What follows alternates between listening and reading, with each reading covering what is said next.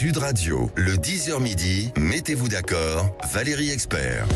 Bonjour à toutes et à tous, mardi 4 novembre, effectivement on attend le Goncourt avec impatience, je vous vois tous trépigner. Non, on va commenter une autre actualité aujourd'hui avec Benjamin Cauchy, chef d'entreprise, bonjour. Bonjour à tous. Jérôme Dubu, vice-président de France-Israël, bonjour. Pascal Bataille, animateur, producteur, chef d'entreprise. Je rappelle votre dernier livre, Petit traité du silence à l'usage des gens bruyants. Et Mathias Leboeuf, journaliste et philosophe. Et vous aussi, vous avez publié un petit livre. Un petit traité du silence, effectivement. Non, de la lenteur. De la lenteur, je ne sais même plus. Voilà. C'est terrible parce que je suis le directeur de la collection. C'est formidable. Silence, oui, non. Si seulement c'était vrai. Malheureusement, on espérait. Tout va bien. De la lenteur, voilà. Ça, c'est aux éditions Guy Trédaniel. Alors, peut-on vraiment créer une génération sans tabac? C'est un député qui propose d'interdire la vente de cigarettes aux Français nés après 2014. Et oui, il y a plein de propositions en ce moment. C'est fait. Peut-on télétravailler quand on est malade? On l'a un petit peu évoqué hier en fin d'émission, mais je trouve que le sujet mérite qu'on le développe un peu plus. Et puis, faut-il interdire Chine en France? Faut-il donner les noms, rechercher les noms de ceux qui ont acheté ces poupées pédo, je sais pas comment on dit, pédophiles, il n'y a pas d'autre mot. En tout cas, le débat fait rage. Il faut signaler qu'il n'y a pas que Chine qui est concernée. Il y a Alibaba, il y a Temu, il y a d'autres plateformes. AliExpress, AliExpress. Il y a plein d'autres sujets également que nous allons évoquer avec vous. Commençons avec Chine. Faut-il interdire Chine en France? Faut-il rechercher ceux qui ont acheté ces poupées? Et puis, j'entendais Elisabeth Lévy ce matin dans le Grand Matin qui s'interrogeait sur la différence entre le fantasme, le passage à l'acte. Est-ce que ces poupées sont des succès d'année? Enfin, on ne va pas étendre le débat non plus totalement là-dessus, mais il y a tout un débat autour de ces poupées qui interroge. Je ne sais pas ce que vous en pensez, Benjamin Cauchy. Oui. Et puis rechercher ceux qui les ont achetées. Alors, est-ce que ceux qui les ont achetées en font des pédocriminels en puissance? C'est plus compliqué, c'est pas si binaire que ça comme réponse à apporter. Je pense qu'on est tous d'accord autour de cette table pour trouver cette vente de produits complètement scandaleuse et qui va à l'encontre de tous nos principes et des valeurs que nous avons dans notre pays. Après, effectivement, il n'y a pas de fumée sans feu. Donc des gens qui sont à même d'aller acheter ce genre de poupées ont a priori des instincts extrêmement bas, graveleux et pour le coup dangereux. Pervers. Donc pervers, voilà, le mot est posé. Donc c'est à la fois il y a la liberté de commerce qui existe, et là on prend le problème à retard et à rebours. Je crois que déjà cette médiatisation de ce sujet va calmer les ardeurs d'un paquet de pervers. Ça, c'est la première bonne étape. Ça sera l'effet dissuasion. Ou alors leur donner des idées. J'espère que la DCCRF va prendre les mesures adéquates et contacter ce site de vente en ligne. Est-ce qu'il faut aller rechercher les clients? Ils sont dans la base de données de Shine, donc il n'y a qu'à y aller.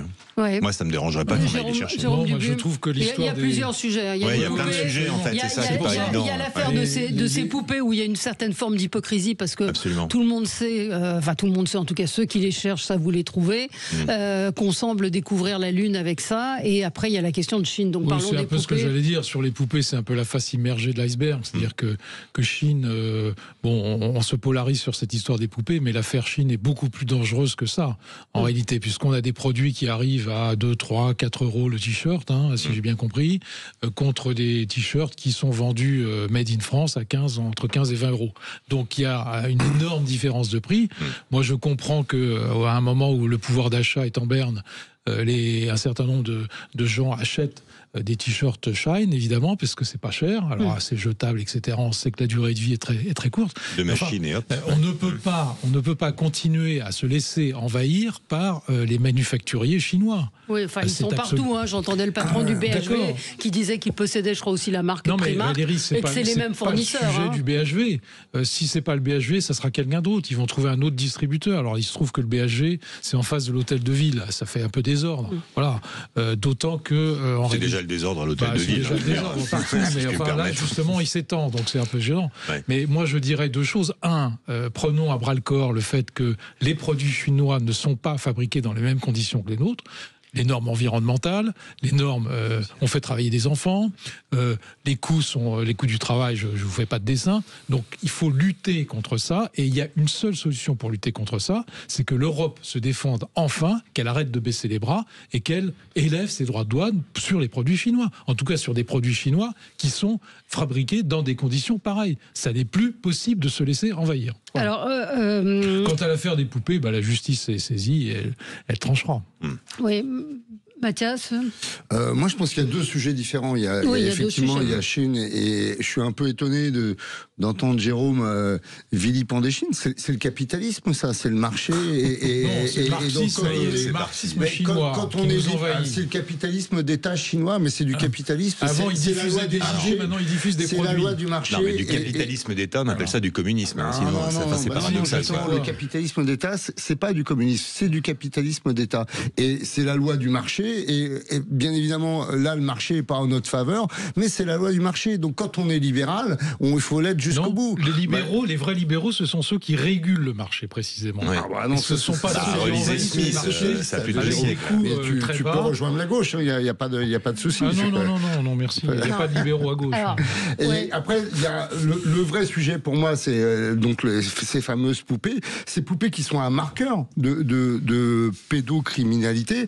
Et moi, je crois qu'il n'y a pas à tergiverser, il n'y a même pas à se demander si, pourquoi, comment, est-ce que il faut, bien évidemment qu'il faut interdire la vente de ces poupées, bien évidemment qu'il faut pister les gens qui peuvent les acheter, parce que moi, je crois que c'est quand même un marqueur. Alors, est-ce que la poupée préjuge ou présage d'un passage à l'acte, ça, c'est un peu compliqué à dire. On pourrait, je pense, interroger des psychiatres, des psychologues, des psychanalystes, on aurait des réponses très différentes, mais justement, il ne faut pas attendre de savoir si c'est un passage à l'acte ou pas, c'est quand même un marqueur très inquiétant, et il faut vraiment agir là-dessus. Enfin, ceux qui les veulent les trouveront où que ce soit, mais peut-être de façon moins accessible. Pascal ? Là où les deux sujets se rejoignent, c'est que ces poupées sont sans doute fabriquées par des enfants, ce qui rend la chose encore plus abjecte et abominable s'il le faut.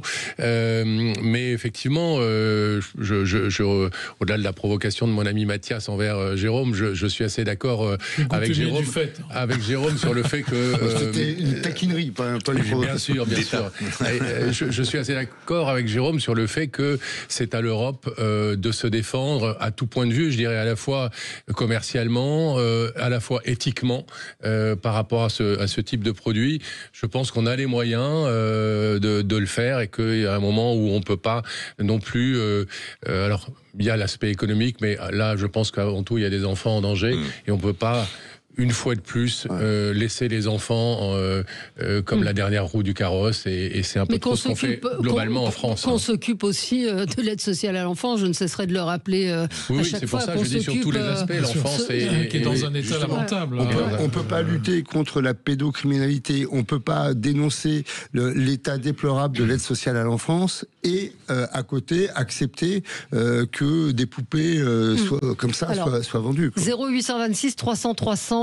Qu'en pensez-vous ? Est-ce que vous êtes client de cette marque Chine pour non, je ne veux pas vous demander pour des poupées, mais pour des t-shirts, des vêtements. Xavier est en ligne avec nous. Bonjour Xavier, vous nous appelez de Floirac. Oui, bonjour Valérie, bonjour Sud Radio. Bonjour. Qu'est-ce que vous pensez de toute cette affaire ? Cette affaire, elle est assez symptomatique du monde dans lequel on vit. C'est-à-dire un monde, oui, capitaliste, où en fait le capital va chercher les lieux de production les plus favorables pour faire du profit. Donc, quelles que soient les conditions de vie des travailleurs ou les conditions délétères pour l'environnement, ce qui compte avant tout, c'est le fric. C'est combien on va pouvoir gagner d'argent, combien on va pouvoir réaliser de profit. Du côté des producteurs, et puis du côté des consommateurs, on peut aussi critiquer l'absence de morale des consommateurs qui en fait vont aller au moins cher, peu importe justement les conséquences que ça peut avoir sur notre environnement, sur la vie des travailleurs, etc. Donc c'est assez symptomatique en fait cette situation-là, Shine, c'est symptomatique de la société dans laquelle on vit, une société un peu court-termiste, assez folle, superficielle, qui a oublié le temps long et qui a besoin d'un État. Je pense que la régulation, là on voit le rôle, l'importance de la régulation dans nos sociétés, puisque pour contrecarrer les effets de l'argent roi et de la folie, des hommes, il faut des États justement forts qui peuvent intervenir. Alors on me parle de l'Europe, vous êtes gentil avec l'Europe je trouve, parce que l'Europe, quand même quand on regarde un peu en détail, c'est 27 intérêts divergents.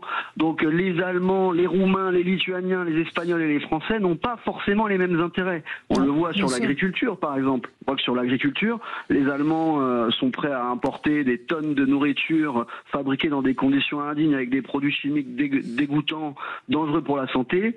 Bon, c'est la même logique pour les vêtements, si vous voulez. Donc l'Europe, moi, je suis pas sûr que ce soit le meilleur rempart pour nous protéger. On voit qu'on est dans l'Europe depuis quand même plusieurs décennies. La France a continué de s'appauvrir. La France a réduit sa capacité à se projeter dans l'avenir, à rayonner au niveau international. Donc je sais pas si c'est vraiment l'Europe qui va nous sauver de cette folie des hommes. Par contre, ce dont je peux être plus ou moins sûr, avec toujours du doute, mais c'est que la régulation est nécessaire. Dans un monde capitaliste, la régulation est absolument nécessaire pour essayer, tant que faire se peut, de maintenir une société plus ou moins respectueuse des uns et des autres. Mais merci beaucoup de votre témoignage, Xavier. On a Catherine qui nous dit qui a laissé s'installer le commerce chinois. Stéphane dit c'est immoral d'être pauvre. C'est pas ce qu'a dit Xavier. Je pense qu'on peut être pauvre et trouver d'autres solutions que d'acheter chez Chine. Il y a effectivement aujourd'hui tout le marché de seconde main qui existe. Il y a effectivement beaucoup de choses et juste lire le témoignage aussi d'un des acteurs du secteur qui dit le gouvernement a décidé de supprimer sa subvention à l'Institut français de la mode et a décidé de baisser de 30% les aides aux entreprises du secteur textile. Double discours du gouvernement, insupportable, qui explique que la mode fait partie des top priorités et multiplie les coups de bambou sur les entreprises françaises. C'est encore une fois du en même temps. On se retrouve dans un instant avec vous et 0826 300 300 pour participer à ce débat. Dites-nous où vous achetez vos vêtements. Est-ce que vous achetez sur ces plateformes? À tout de suite. Sud Radio, le 10h midi, mettez-vous d'accord, Valérie Expert. Et on est de retour avec vous dans le studio de Sud Radio. Alors des réponses sur le Facebook. Moi j'achète sur Vinted mais certains ne le peuvent pas. Véronique dit il y a des friperies, vous trouvez des vêtements de marque à des prix raisonnables. Alors Martine nous dit vous les achetez où vos vêtements? Regardez l'étiquette que vous avez dans le dos. Et je précise que je n'ai jamais acheté sur Chine. Alors effectivement il y a une forme d'hypocrisie parce que beaucoup de vêtements, même de grandes marques, sont quand vous regardez fabriqués dans des pays qui exploitent de la main d'œuvre. C'est vrai, mais enfin il y a là le débat de l'injustice sociale et alors Dieu sait si j'y suis sensible en général, mais là c'est vraiment un faux débat. Comment on s'habillait avant Chine, là on n'est pas du tout dans la capacité à pouvoir se vêtir, on est dans la surconsommation encouragée et fast fashion quoi. Voilà et donc là on n'a absolument pas besoin de Chine pour pouvoir se vêtir même quand on est effectivement en situation assez défavorisée en France. Chine ne s'installe pas dans le 19e ou dans le 20e arrondissement, il s'installe dans un arrondissement central, bien sûr, qui est le 4e arrondissement, qui est un arrondissement très riche. Voilà, donc ils savent où est leur clientèle. Oui. Sur ce sujet, puisque vous parlez de l'installation de Chine au BHV, moi je suis très surpris par la mollesse de la réaction du BHV et la communication qui est vraiment une communication à minima, même s'ils ont réagi. Il a dit qu'il contrôlerait, qu'ils étaient très vigilants, qu'il y aurait même des écrans qui montreraient les usines en Chine. Et ça vous a paru pertinent je sais pas, moi je trouve un peu surprenant la mollesse de la réaction et les vœux pieux de la direction du BHV, et je suis un peu étonné qu'ils aient pas anticipé ce problème plus que ça quoi. Sur la consommation de vêtements et sur le mode de distribution des vêtements en France, c'est fulgurant. Vous promenez dans tous les centres-villes de France, vous voyez des dizaines et des dizaines de boutiques de vêtements, de prêt-à-porter qui étaient soit en franchise avec des enseignes connues ou alors des indépendants. Parfois ce sont les petits indépendants qui arrivent à survivre d'ailleurs, c'est assez surprenant. Exemple à Rodez, vous voyez par exemple, vous avez toutes les enseignes nationales qui ont disparu du centre-ville. En revanche, vous avez encore quelques enseignes indépendantes qui subsistent. Donc ça veut dire que des grandes enseignes comme le BHG, elles aussi subissent de plein fouet cette mutation de consommation qui passe désormais par le digital et par l'internet. Alors, est-ce que c'est une solution pertinente finalement de passer ce qu'on appelle au phygital, c'est-à-dire que les gens vont commander en ligne, mais vont pouvoir aller dans les magasins. Ça maintient de l'activité dans les centres-villes. Je vais pas me faire l'avocat du diable, mais ça maintient de l'activité dans les centres-villes. Ça maintient de l'emploi dans le BHV, en l'occurrence, des vendeurs, des conseillers. Et donc, quelque part, c'est une mutation de l'économie du vêtement. Après, effectivement, on peut s'inquiéter légitimement, mais je pense que beaucoup de marques le font également, sur la responsabilité sociale, environnementale et économique des fournisseurs. Mais là, on peut en citer plusieurs, des Kiavi, des Primark. Moi, là, j'en ai cité 2. Comme ça, il n'y a pas de jaloux. Mais clairement, ces fringues-là existaient déjà avant sur le marché. C'est simplement le mode de consommation qui diffère. Oui, mais il y a eu 2 temps dans l'industrie textile française. Il y a d'abord eu les fabricants qui ont complètement disparu. Tout a été envoyé à l'étranger. On n'a plus de fabricants français. C'est terminé quasiment. Même les uniformes de l'armée française sont plus fabriqués en France. Puis la deuxième étape, elle est maintenant, c'est-à-dire que les distributeurs, c'est ce que vous disiez tout à l'heure, sont en train de souffrir partout, y compris dans la capitale, puisqu'il y a des tas de boutiques qui ferment. Alors, ils ont des baux précaires, ils louent pendant 1 an, ils déstockent et après ils ferment. Voilà ce qui se passe. Donc, en fait, en réalité, il y a une espèce de turnover systématique qui fait que les boutiques ne sont pas complètement vides, mais elles vendent des déstockages dont on ne sait pas où elles sont fabriquées, premier point. Et deuxième point, on voit bien qu'il y a un abaissement du niveau. Et ça, c'est dû effectivement aussi au nouveau mode de consommation. Le BHV, c'était quand même pas un niveau extrêmement bas, c'est le moins qu'on puisse dire. C'était plutôt un niveau relativement élevé, il faut bien le dire, parce qu'il y avait pas mal de marques. D'ailleurs, un certain nombre de marques françaises ont décidé de quitter le BHV, notamment le BHV Homme, qui est le BHV Textile, qui est derrière le magasin principal, en réaction à l'arrivée de Shine. Donc il y a quand même des réactions, elles sont tardives. J'avoue que le directeur du BHV me surprend dans son discours et dans sa poursuite de cette fausse route. Je pense qu'il va en payer les pots cassés. Il y a déjà pas mal de marques qui ont décidé de quitter le BHV, tout simplement. Tout à fait. Cathy nous dit une chose intéressante, elle dit qu'elle est allée en Chine et beaucoup de magasins de vêtements sont des beaux magasins de qualité, de marque, et que donc s'interroge sur le fait que Chine effectivement fasse un tel carton en France. Puis on peut en remettre une petite couche sur ces 2 ministres qui sont allés soutenir Chine et faire du lobbying pour eux, Christophe Castaner et Madame Nicole Gage, qui ont en plus, je pense, été remerciés parce qu'ils n'ont pas réussi leur lobbying et que, je sais pas, il y avait une loi sur la fast fashion, je sais pas du tout où on en est aujourd'hui, mais je crois qu'elle est passée. C'est pour ça que Monsieur Castaner est rentré à Fort-Calquier. C'est ça. Une proposition de loi veut faire des jeunes nés après 2014 la première génération sans tabac. Alors c'est un député, Nicolas Thierry, qui a annoncé le dépôt d'une proposition de loi visant à interdire la vente de tabac à tous ceux qui sont nés après 2014. Alors pourquoi pas la génération sans tabac, mais on s'interroge aussi sur toutes ces lois qui sont déposées, dont on sait qu'elles ne seront a priori jamais votées. Mais parlons du fond. Est-ce qu'on peut arriver à interdire le tabac à tous ceux qui sont nés après 2014 ? On a un buraliste qui attendait pour réagir. Philippe, qui nous appelle de Villemur-sur-Tarn. Bonjour Philippe. Un voisin. Oui, super. Bonjour. Voilà, je réagis. J'ai un commerce, moi, avec mon fils à côté de Toulouse. Ouais. Et il est vrai qu'avec toutes ces augmentations du prix des cigarettes, nos politiques croient que la consommation diminue. Alors, moi je vais vous expliquer, c'est totalement faux, parce que moi, sur Toulouse et les environs, on n'a que des paquets colorés et on a de plus en plus de mégots dans les rues. Donc l'hypocrisie politique est terrible. Ouais. Et alors, mais alors, ils vont les acheter où, ces cigarettes? C'est ça la question. Mais l'Espagne, le marché parallèle. Bien sûr. Mais il faudrait que vous parliez du marché parallèle qui est au-delà de 52% aujourd'hui en France. Oui. Mais vous comprenez? Donc vous dites que tout ça, c'est encore une mesure qui ne sera pas applicable. Non, mais ce qui est incroyable, c'est que personne ne parle du marché parallèle alors qu'il dépasse 50% en France. Oui. Vous comprenez, la politique de santé publique, parler du marché parallèle, c'est incroyable. Oui. Mais est-ce que c'est facile on a tous les chiffres. En France, le réseau du tabac est jamais que contrôlé. Donc vous avez les chiffres à la seconde. Oui. D'accord? Et quand vous comparez tous les mégots, tous les maires des communes, de toutes les communes en France se plaignent qu'il y a de plus en plus de mégots dans les rues. Ouais. Je ne sais pas si c'est comme ça qu'on peut mesurer. Est-ce qu'il y a des chiffres officiels qui sont donnés? Alors attendez, Benjamin Cauchy, qui est un pays, comme on dit. Voilà, ça me fait plaisir d'entendre quelqu'un de Villemur. Moi, je suis de Montastruc, Philippe, donc ravi de vous entendre. Et effectivement, dans Haute-Garonne, le sujet du tabac est particulièrement marquant, mais comme tous les autres départements qui sont limitrophes finalement à nos amis européens. Je pense à la Belgique, dans le Nord. Je pense à l'Italie.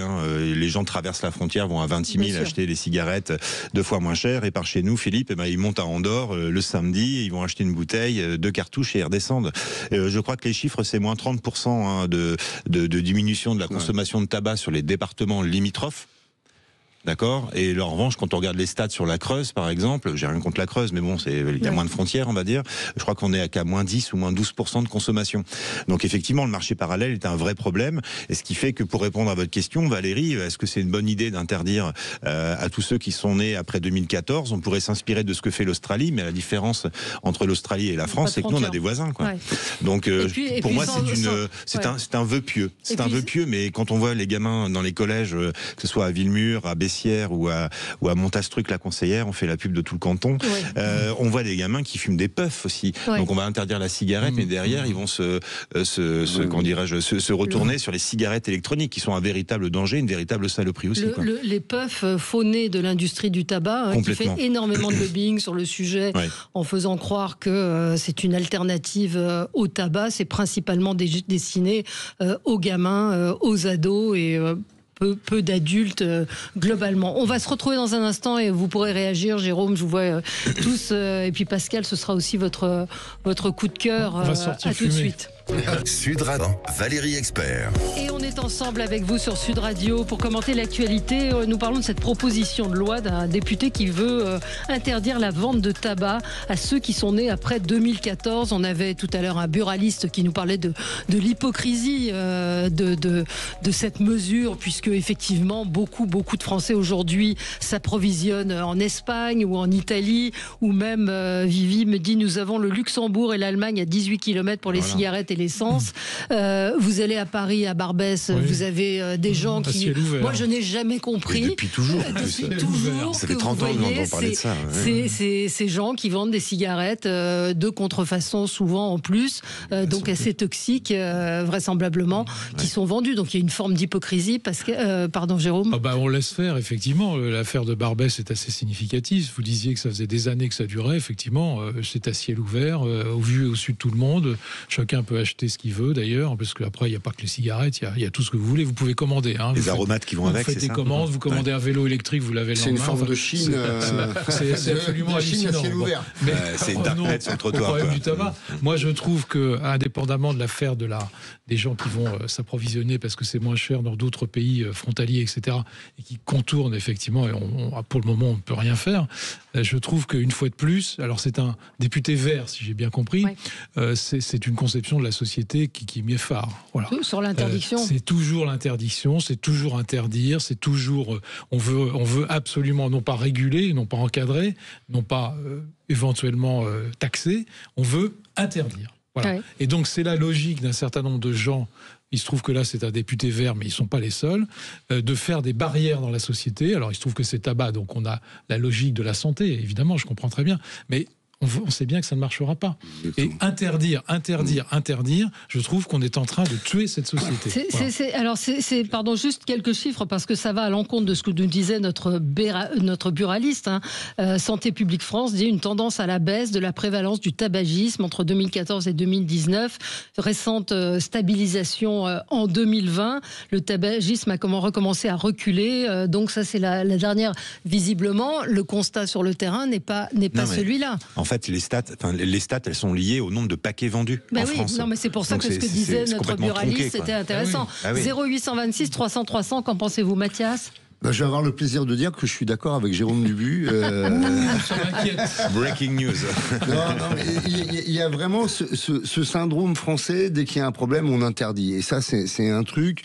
Moi, je crois qu'en plus, la politique de prohibition, ça ne marche jamais. Et c'est voué à l'échec. Donc, je crois qu'effectivement, Jérôme a dit réguler, encadrer. Mais il y a autre chose, c'est continuer à éduquer, faire une politique de prévention et d'éducation, notamment à l'usage des plus jeunes, et intensifier la politique d'éducation et de prévention sur la cigarette qui porte ses fruits. Alors c'est long, c'est lent, ça coûte de l'argent, mais ça permet de ne pas en dépenser après avec les maladies et d'amortir le coût sur la sécurité sociale. Il y a une autre chose, c'est que pardon, l'hypocrisie, ce que me dit une auditrice, l'hypocrisie de l'État qui touche quand même des taxes considérables. Il y a une chose à peu près 15 milliards qu'on n'a pas évoquée sur cette proposition de loi, c'est que moi en plus cette proposition là, elle me paraît discriminatoire. C'est-à-dire que pourquoi certains citoyens, ceux qui sont nés en 2014 n'auraient pas le droit, après 2014 n'auraient pas le droit de fumer, alors que les autres vont avoir le droit de fumer. Ça me paraît complètement. Je pense que ça serait retoqué. Ouais. 2014, ça veut dire des enfants qui ont 11 ans aujourd'hui. Qui ont 11 ans aujourd'hui et donc qui seraient majeurs au moment du passage de la loi. Si j'ai bien calculé. Mais je sais pas, ça me paraît être en plus discriminatoire de scinder comme ça la population avec ceux qui auront le droit et ceux qui n'auront pas le droit. Et donc en plus, sachant que ceux qui auront le droit iront probablement en plus acheter des clopes pour ceux qui n'auront pas le droit. Il y a des 2013 qui font le commerce. Voilà, c'est ça. Oui, je suis d'accord avec ce qui vient d'être dit sur le fait que la prohibition, ça n'est jamais la solution, on le sait bien, effectivement. Alors je pense que, même si Benjamin et notre ami buraliste pondèrent ça en disant qu'effectivement, il y a une partie de nos compatriotes qui vont acheter des cigarettes à l'étranger, mais enfin, la consommation est quand même globalement un peu en baisse. Globalement.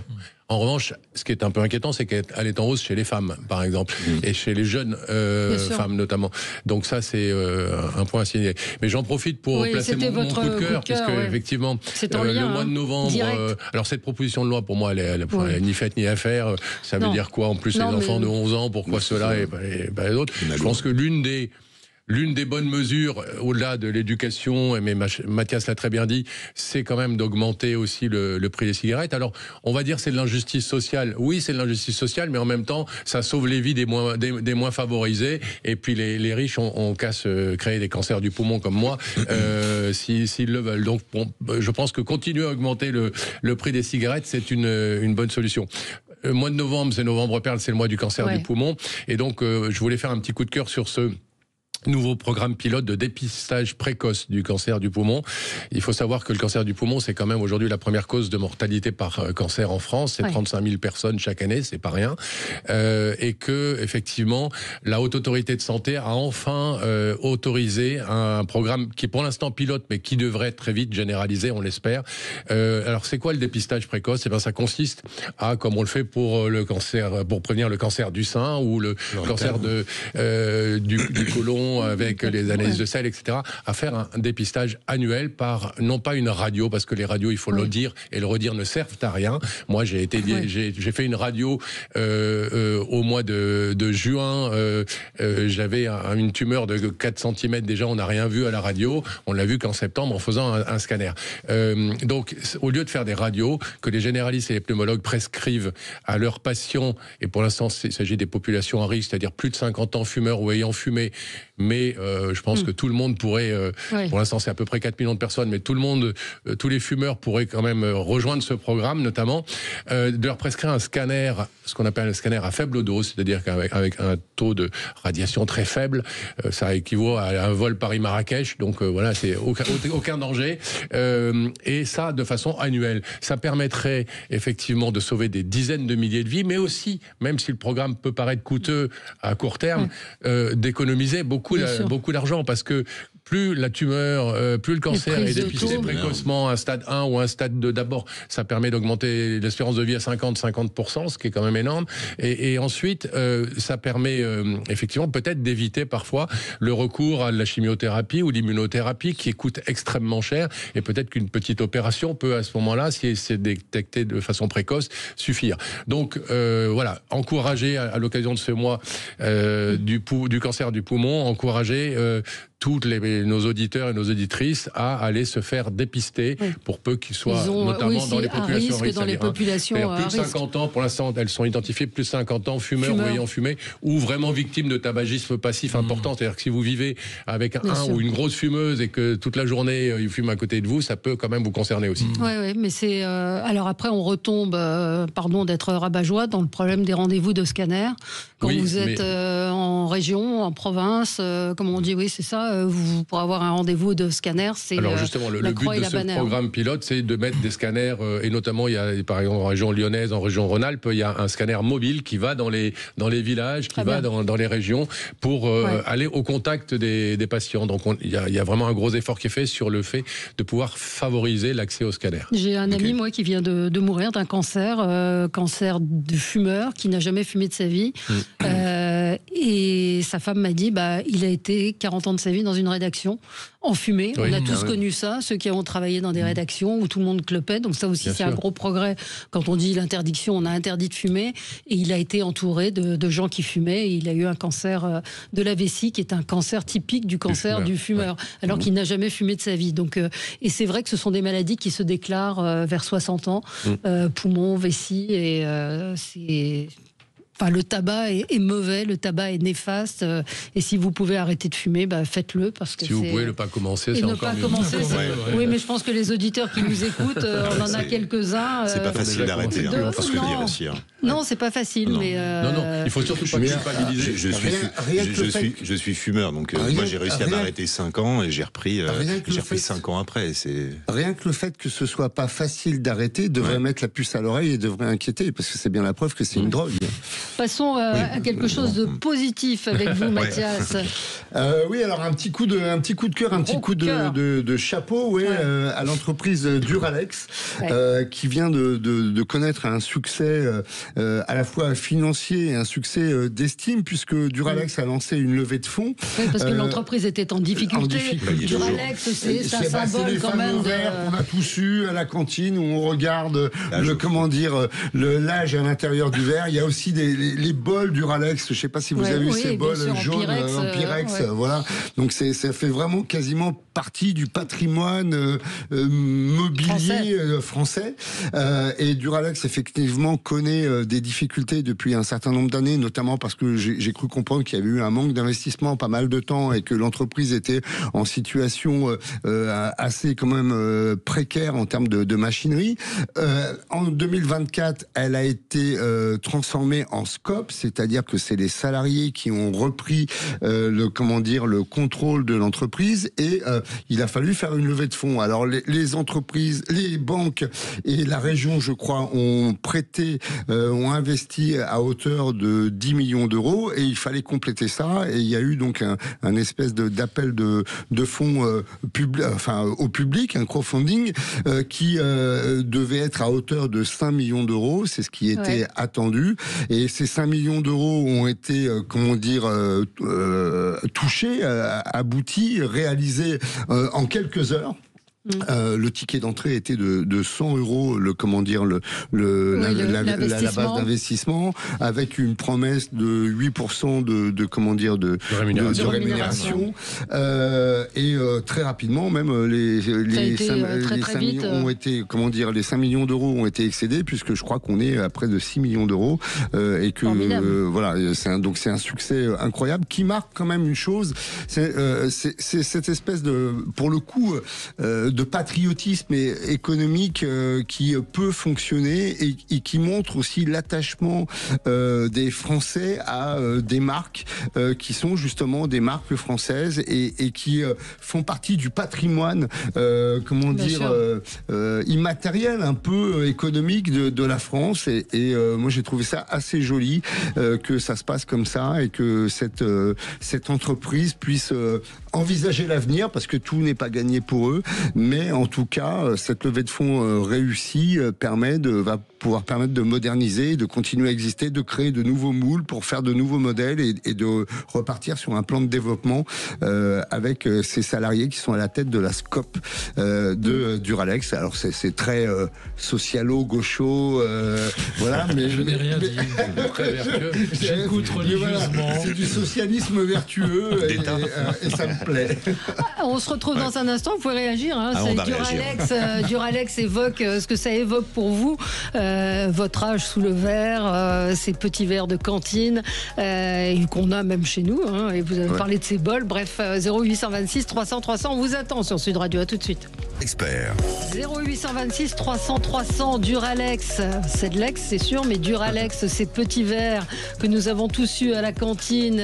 L'entreprise était en difficulté. Vous nous l'avez dit, Mathias Leboeuf.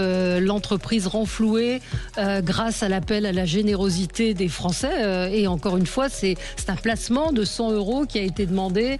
Le ticket d'entrée était de 100 €. J'ai lu qu'il y avait des gens qui avaient investi jusqu'à 30 000 €. Donc voilà, avec un retour sur investissement effectivement de 8%, ce qui est pas rien. C'est même assez. C'est une source de motivation quand même. Ne faisons pas d'angélisme. Il y a peu de placements aujourd'hui qui sont garantis, rémunérés à 8%. Si venez à mon cabinet, mais non, mais moi, ce qui m'a touché, c'est l'espèce d'attachement, c'est la rapidité avec laquelle ces fonds ont été élevés et qui témoigne d'un attachement à cette marque.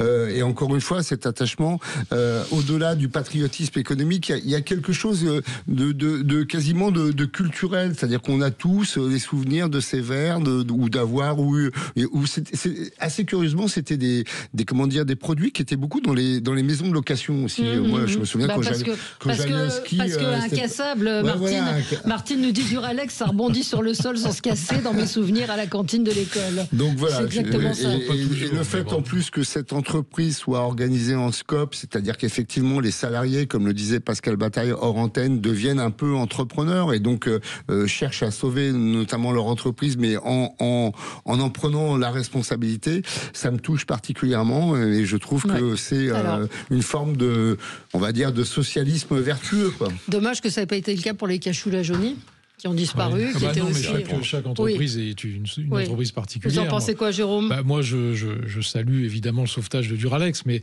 je suis un peu inquiet sur l'avenir parce qu'on ne parle que du passé. Concernant cette marque, vous voyez, regardez, faites un test on a parlé du passé, on a parlé de nos souvenirs de cantine. On ne s'est pas du tout projeté dans l'avenir, c'est ça qui m'inquiète un peu. Les 15 millions permettent d'envisager l'avenir. J'ai vu qu'ils n'avaient pas changé leur ligne de produits depuis 97. Exactement. On est quand même en 2025, ça fait 22 ans. Ça m'inquiète un petit peu. Par manque de fonds. Oui, mais alors ça fait quand même 22 ans. Donc mais maintenant, il y a des verres de couleur. Oui, il y a des tas de choses qui ont bougé, donc se projeter dans le passé, moi je préfère me projeter dans l'avenir, mais je salue néanmoins ce sauvetage parce qu'il y a des salariés, il y a des emplois derrière, etc. Il y a d'autres, malheureusement, alors ils n'ont pas bénéficié de subventions publiques. Non. Il y a eu un prêt de la région, donc ça c'est quand même assez formidable de réussir sans subvention publique. Ça n'a pas été le cas sur d'autres sauvetages, notamment de transformation en scope. Je me souviens de Ségolène Royal qui avait proclamé Oubi et Torbi.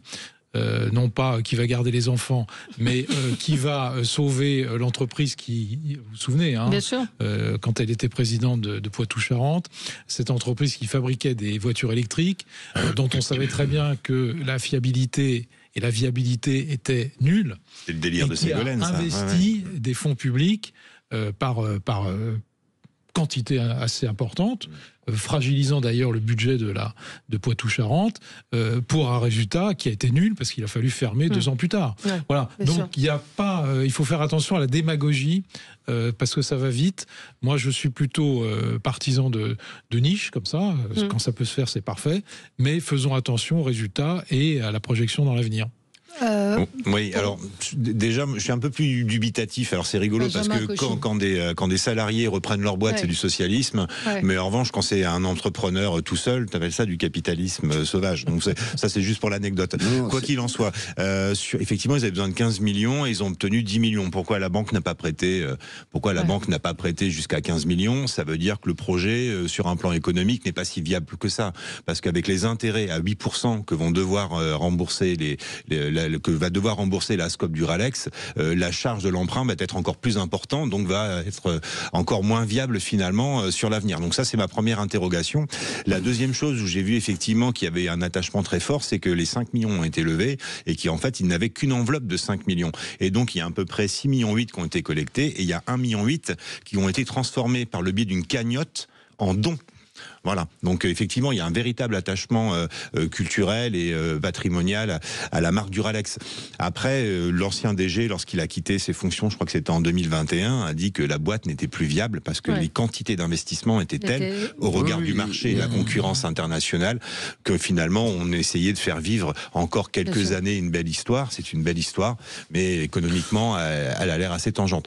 Quand vous mettez 8% de rendement, la charge de l'emprunt, elle est forte. J'imagine que les choses ont été pensées. Moi, je vais pas me faire je suis pas le porte-parole de Duralex, mais justement, l'idée, c'était en fonction du chiffre d'affaires, arriver à justement produire, à envisager l'avenir, produire de nouveaux moules pour produire de nouveaux modèles et revenir dans une logique de développement. Et ça me paraît pas si idiot que ça, parce que des verres, il y en aura toujours besoin. Donc, le marché, il reste à conquérir. Pendant 22 ans, il s'en est passé des choses. Il s'en est passé des choses. Vous avez des Ikea, des H&M, des Zara Home et autres qui sont là avec des verres pas très chers. On peut imaginer une forme de patriotisme économique qui fait que de la même façon que ça rejoint d'ailleurs le problème de Chine. Hein.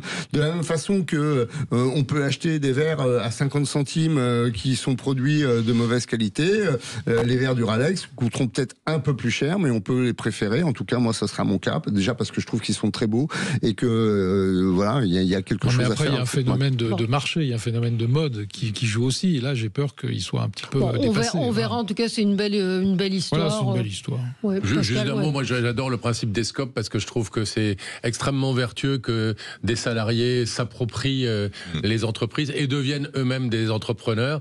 D'abord parce que ça leur apprend un peu la vie, la vraie vie, la réalité des choses. Et puis deuxièmement, ça montre qu'il n'y a pas forcément un conflit entre le salarié et la boîte dans laquelle il travaille. Le salarié peut aimer sa boîte au point de vouloir la reprendre. Voilà, donc le principe des SCOP, s'il peut être encouragé, moi je trouve ça très vertueux. Une belle preuve de réussite du capitalisme. Et puis allez, puisqu'on parle que des choses qui vont mal, il y a aussi la détresse de cette fleuriste dont on a parlé nous ici à Caudry, qui s'est fait voler toute la recette de la Toussaint. Il y a eu un élan formidable de solidarité. 300 000 vues de cette vidéo où elle est en larmes, où son commerce risquait de fermer. Eh bien, elle a reçu, il y a eu plein de cagnottes qui ont été lancées. Je pense que son commerce est sauvé et qu'elle sera remboursée de ce qui lui a été volé. Et on ne peut que se réjouir de ça. Ouais, c'est plutôt pas mal. Ça fait du bien. Voilà. Et puis un petit rire, on dirait un petit sourire, c'est le mot de passe pour accéder au serveur de vidéo de surveillance du Louvre. Vous savez lequel était et quel était-il ? Joconde. Louvre. Louvre. Comment on dit un chef? Voilà. Et les logiciels ne pouvaient fonctionner que sur d'anciennes versions comme Windows 2000 ou XP. C'est un truc de fou. Hein. Tout le monde est encore en place, c'est extraordinaire. Mais on en a déjà parlé. Voilà, il n'y a pas de responsable. Il n'y a pas de responsable. Non, responsable mais pas coupable. Voilà. C'est la jurisprudence Georgina Dufoy. Et Fabius, oui. Cela dit, il y avait eu aussi cette histoire. Il faudrait donc faire sauter la ministre, c'est ça qui est responsable de... la ministre, j'en sais rien, mais en tout cas... la présidente du Louvre. On aurait dû accepter la démission de la présidente. Oui, la présidente du Louvre. Bien sûr. Et quelqu'un disait qu'une démission, ça s'envoie par écrit. De façon très officielle. La présidente, la responsable de la sécurité, etc. Après, je pense que c'est très complexe aussi dans l'organisation. D'ailleurs, on se félicitait de la progression de l'enquête la semaine dernière. J'ai l'impression que ça patine un petit peu maintenant. Laissez-le. Non, un peu de silence. Formidable travail. Non, un peu de silence. Ça ne fait pas de mal à la police. On en a relâché combien ? Oui, mais on en a incarcéré quelques-uns aussi. Donc ne soyez pas. Autant ça peut être compliqué d'aller retrouver les voleurs, mais en revanche, ça me semble pas les bijoux. Mais ça me semble en revanche moins compliqué de mettre en place un système de vidéosurveillance qui corresponde à notre notre époque et à 2025, vous le disiez, XP ou le vieux Windows 2000, ce qui fait qu'on ne pouvait pas mettre à jour les logiciels de télésurveillance, quoi, y compris de contrôle d'accès au site du Louvre. Donc ça veut dire que le système de sécurité était complètement obsolète. Donc oui, là pour le coup, il y a des têtes qui doivent tomber parce qu'il faut un peu d'exemplarité. Et on raconte, et il y a une députée qui racontait qu'elle est allée visiter le PC sécurité qui mesure 5 mètres carrés, qui est comme dans les films avec des écrans un peu obsolètes. Enfin bon, il est temps de mettre un peu d'ordre dans tout cela. Passer un coup de balai, on va parler de New York avec Zoran Mamdani qui va être élu. Et puis d'autres sujets avec vous. Il y a une flottille qui est partie à New York, c'est ça? Ah oui, bien sûr. Radio pour ce 10h midi, nous commentons l'actualité, plus précisément avec Benjamin Cauchy, chef d'entreprise, Jérôme Dubu, vice-président de France Israël, Pascal Bataille, animateur, producteur, chef d'entreprise. Je rappelle votre dernier livre, Petit traité du silence à l'usage des gens bruyants. C'est paru chez Guy Trédaniel. Et comme par hasard, à côté de vous, Mathias Leboeuf, journaliste et philosophe, a publié Petit traité de la lenteur, également aux éditions Guy Trédaniel. Vous êtes le directeur de cette collection. Exactement. Ceci explique cela. On nous cache des choses. Vous connaissez. Donc, on va peut-être reparler du télétravail et de la possibilité qui est demandée par les députés de télétravailler quand on est malade. Mais peut-être un coup de gueule avec vous, Benjamin Cauchy, qui concerne Noël, qui approche à grands pas. Oui, alors depuis quelques années, on entend les délires de Ligue des droits de l'homme et autres associations qui dénoncent la présence de crèches dans les mairies. Et là, on a atteint un petit levier, un petit level supplémentaire, un niveau supplémentaire à Ambarès. Alors, attendez que je reprenne bien le nom de la commune. Ambarès et Lagrave, c'est en Gironde. Et donc le maire qui s'appelle Nordine Gendes a décidé de débaptiser les fameux colis de Noël en colis festifs au nom de la laïcité.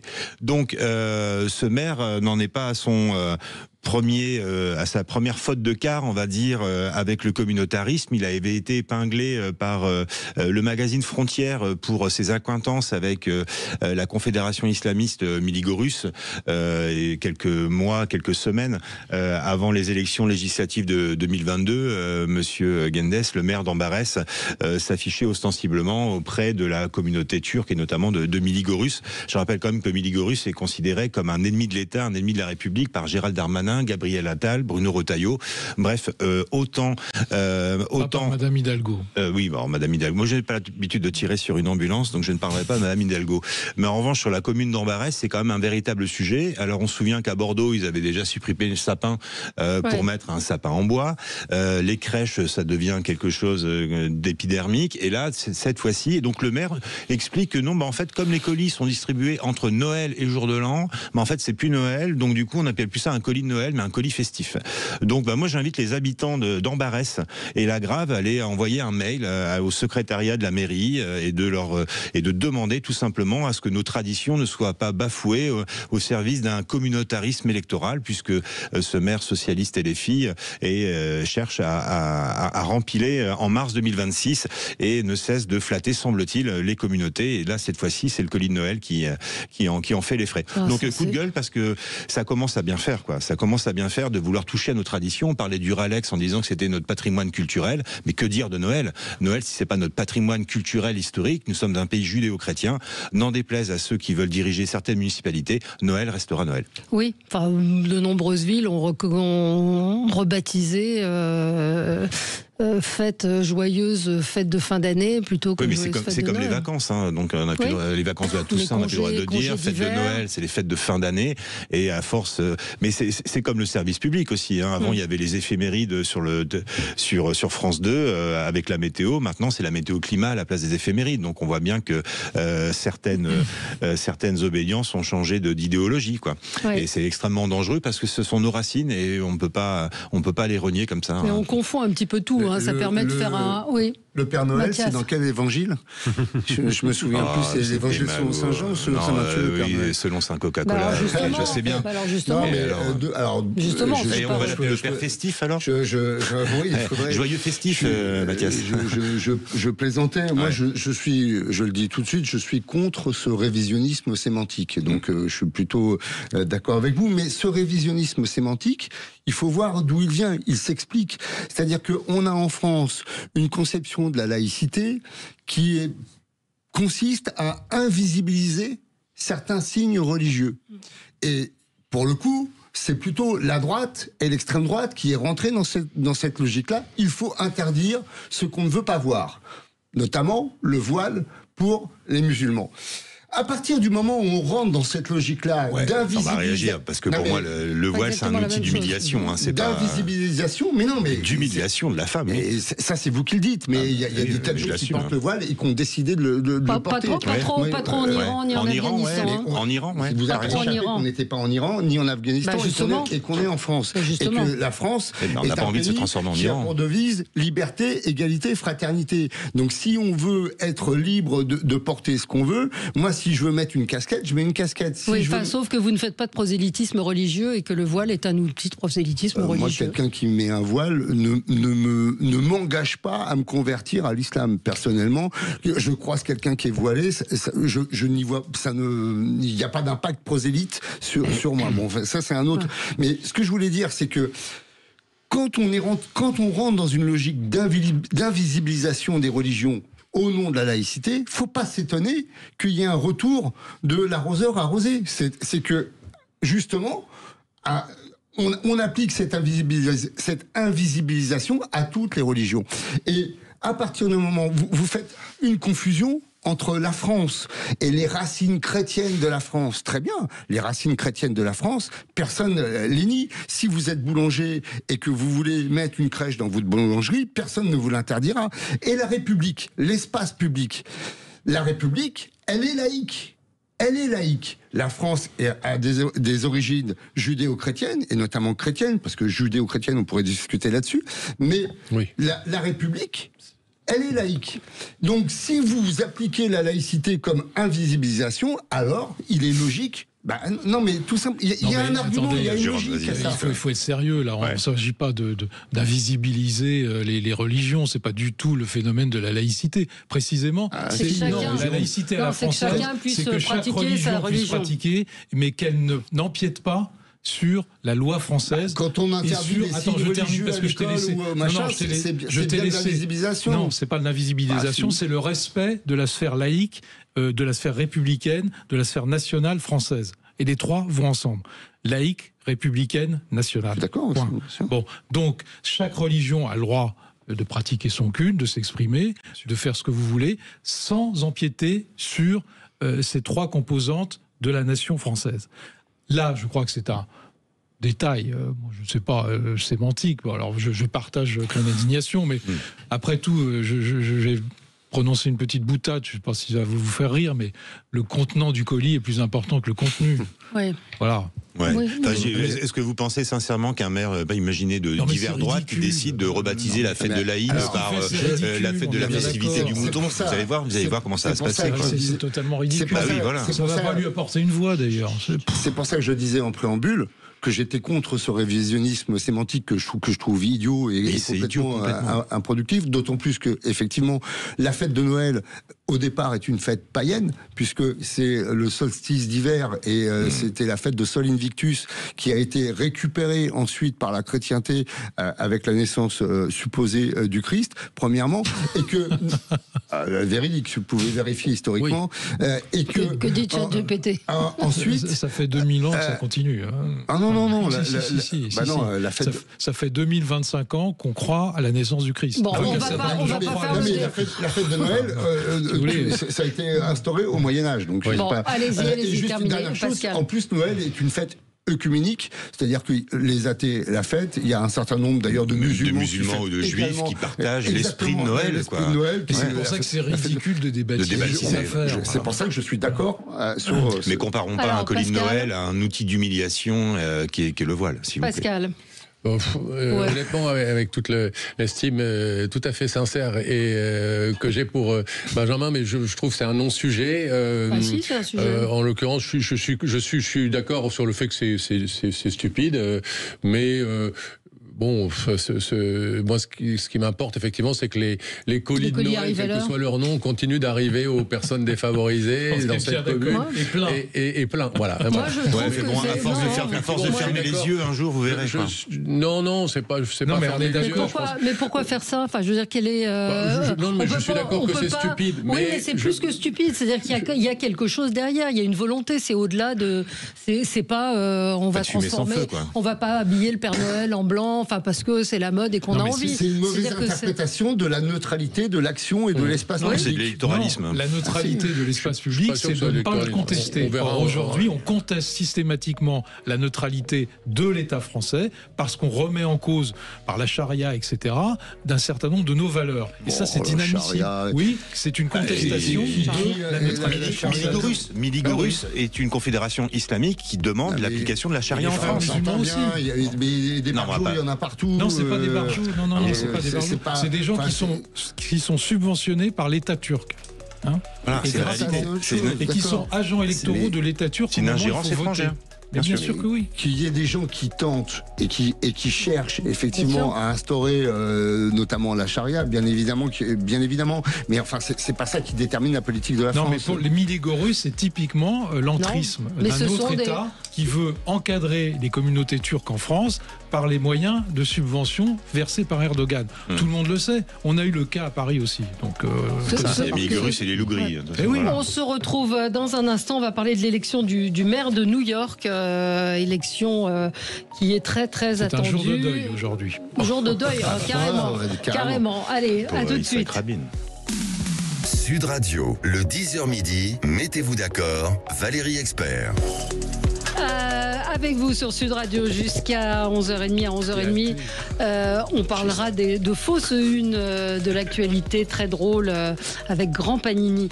Donc aujourd'hui, avec vous, on va revenir sur l'élection du maire de New York. Jérôme Dubu, c'était votre coup de gueule. Oui, puisque c'est aujourd'hui. Donc les électeurs ont commencé à voter depuis un certain nombre de jours, puisqu'on anticipe le vote. Mais bon, les bureaux de vote sont ouverts aujourd'hui. Donc on saura vraisemblablement demain matin ou dans la nuit qui est élu. Les sondages donnent M. Mandani élu, donc avec entre 40 et 43-44%, donc minoritaire.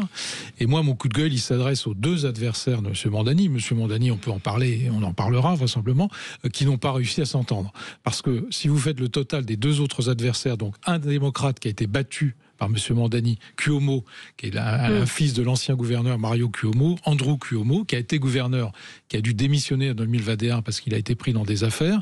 Il a perdu la primaire démocrate face à Mandani, mais il se présente en indépendant. Et puis un candidat républicain qui fait à peu près 20%, les deux faisant 57-58%. Donc ils ont une majorité. Et faute de s'être entendus, ils vont faire passer Mandani. Mandani, on sait très bien, on commence à le connaître. C'est quand même quelqu'un qui a déclaré il y a 1 an, c'est pas très vieux, qu'il fallait une intifada mondiale. Bon, alors après, il s'est excusé en disant « Mais non, ma langue a fourché, je me suis trompé, intifada, ça veut pas dire ce que je voulais dire, etc. Je voulais dire qu'il fallait promouvoir le peuple palestinien. » Je suis désolé, promouvoir le peuple palestinien et demander l'intifada mondiale, c'est pas du tout la même chose. Les mots ont encore un sens, donc il risque d'être élu en face d'une division idiote pour des égaux qu'on n'a pas, ni les indépendants ni les républicains n'ont voulu résoudre. Donc on a deux candidats qui vont faire élire le troisième. Voilà. Donc je trouve ça assez lamentable parce que ça aura des conséquences sur la vie de New York, ça aura des conséquences sur la vie politique américaine. C'est significatif de la dérive très grave du Parti démocrate qui ne sait plus à quel sein se vouer depuis la défaite, le retrait de Joe Biden et de la défaite de Kamala Harris, la défaite cinglante de Kamala Harris. Et depuis, voilà, on a ce genre de dérive. On l'a constaté dans les universités américaines. Et aujourd'hui, on a ce genre de dérive avec quelqu'un qui va être élu sur des positions. Sûr, hein. Jérôme, dites ce qui vous ennuie, c'est qu'il est musulman. Ce qui m'ennuie, c'est que les deux autres le fassent lire. C'est qu'il est musulman. Non, c'est qu'il défend l'intifada, Mathias. Le mot musulman. Oui, je n'avais pas prononcé le mot musulman. C'est ce qu'on entend. J'ai prononcé le mot minorité, j'ai prononcé le mot pro-palestinien d'une manière. Il est musulman, il est pro-palestinien. Excessive. C'est ça qui vous ennuie. Musulman. Est-ce que j'ai prononcé C'est quand même énorme, le fait de dénoncer l'intifada nous fait devenir islamophobe avec vous, Mathias. C'est quand même super dangereux intellectuellement, vous êtes terrible, quoi. Non, je cherche pas tous en même temps. Pas tous en même temps. Ah bah oui. Voilà. Donc malheureusement, personne n'a voulu se retirer dans les deux. Je comprends pas. Je ne comprends pas la dureté de vos propos, notamment sur une élection qui est régulière. Et effectivement, il y a une triangulaire, mais je m'inscris en faux sur votre propos, parce que s'il n'y avait pas eu cette triangulaire, la logique aurait voulu que de toute façon Cuomo se rallie à Mandani. Non. Pas du tout. Si, il est démocrate. C'est l'opposant le plus acharné de Mandani. Il est démocrate. Donc, non. Il y avait une alliance possible de l'autre côté, voilà. Qui aurait été pour le coup contre nature. Mais qui aurait été anti-Mandani. Mais soyons prudents, malgré tout. Je vous rappelle, tout le monde avait pronostiqué la victoire de Kamala Harris, etc. Le scrutin à New York est très particulier. Il faut qu'il ait la majorité. Les sondages sont plus prudents, en tout cas, depuis quelques jours. En tout cas, on aurait été sûr, s'il y avait une alliance entre les deux autres, que Mandani ne l'emporterait pas. Aujourd'hui, il y a une interrogation et il y a une incertitude. Voilà. Dites-le.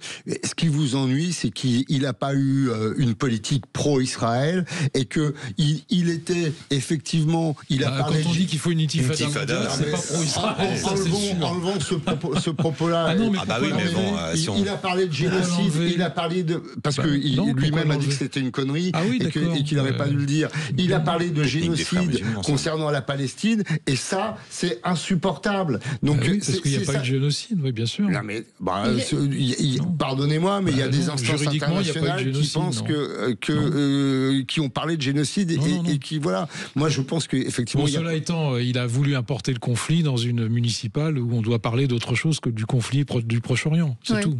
Voilà. C'est lui qui a voulu importer le conflit. Oui, c'est lui. En déclarant que l'intifada devait être mondiale. Vous connaissez les républicains new-yorkais et la pression de l'électorat. Ils sont très minoritaires, ils font 20%.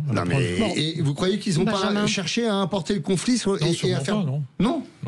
C'est lui qui a commencé à importer le conflit. Et Donald Trump, l'intervention de Donald Trump. D'ailleurs, les seuls partis politiques qui le défendent en France, comme par hasard, c'est transition. Voilà, c'est ça. Oui, il y a Manon Aubry qui fait du porte-à-porte dans les rues de New York, quand même, aux frais du contribuable français.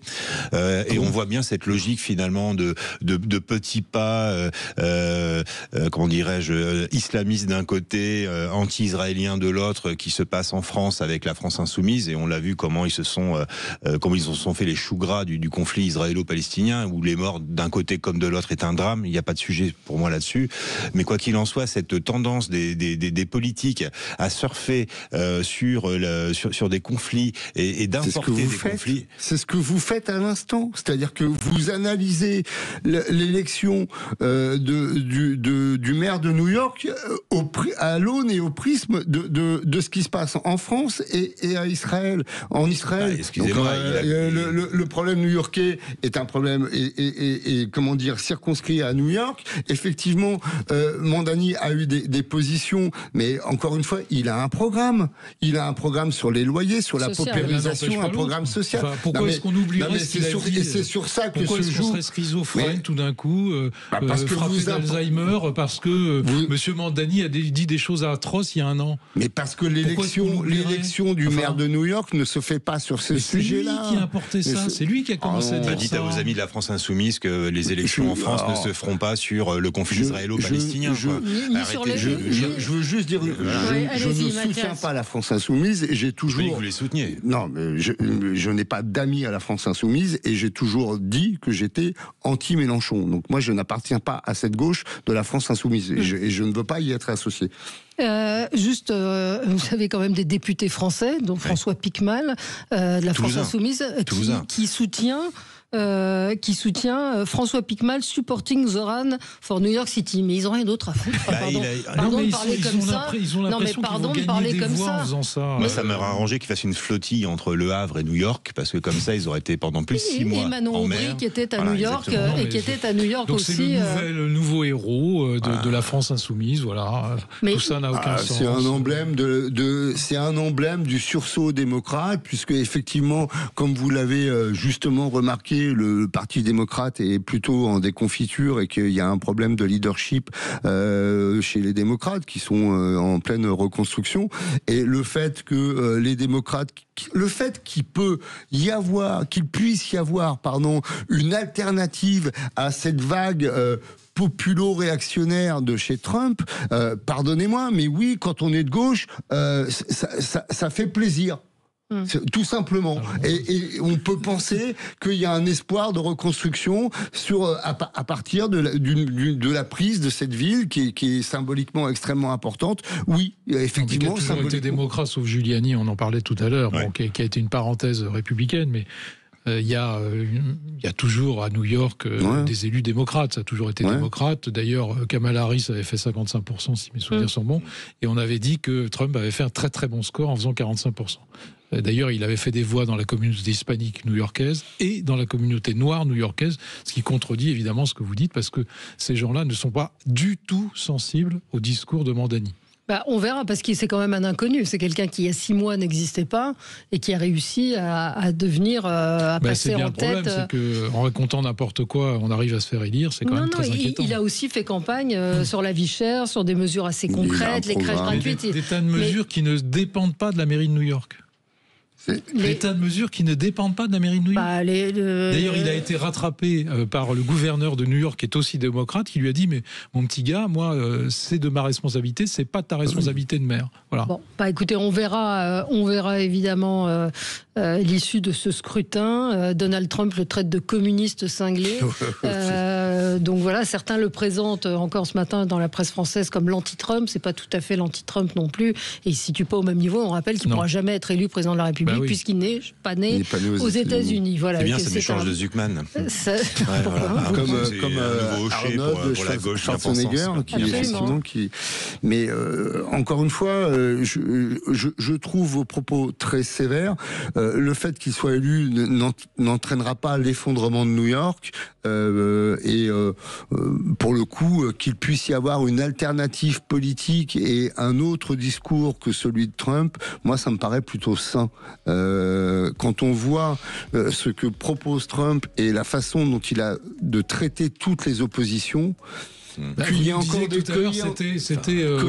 gens qui résistent. Et maintenant, vous nous parlez de Trump. Non, mais parce que il faudrait savoir. Parce que totalement. Je vais vous dire pourquoi. Parce que Trump a justement interféré dans cette élection et intervenu et a mis tout son poids, ce qu'il n'aurait pas dû faire, pour peser sur cette élection. Effectivement. Pourquoi ? Parce que Mandani lui fait peur.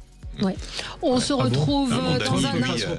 Mandani a demandé l'intifada mondiale. Trump, lui, il a mis tout ce qu'il fallait pour essayer de mettre en place une trêve. Trump ne peut pas se représenter. C'est un autre sujet, on pourrait discuter. Non, mais on dit les choses. Chacun son couloir. Mandani, puisqu'il ne peut pas se représenter de toute façon. Allez. Parce qu'il peut fédérer autour de lui une opposition. C'est fini pour les débats. Dans un instant, restez avec nous. Vous allez voir, on va vous faire découvrir comment le qualifier d'ailleurs, un créateur, quelqu'un qui parodie les unes de la presse. C'est très très drôle, il s'appelle Grand Panini, restez avec nous.